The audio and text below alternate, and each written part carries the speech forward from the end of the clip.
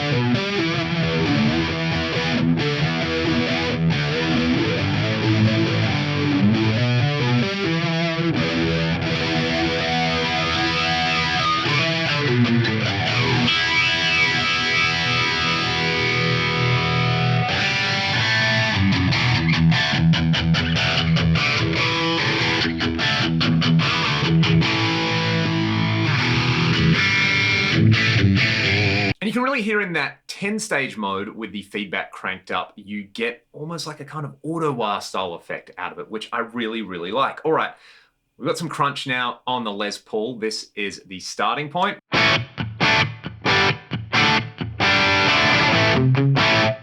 Let's go to 4-stage mode. I've got the depth all the way up. I'm going to start with the rate at a minimum and no feedback. We get this.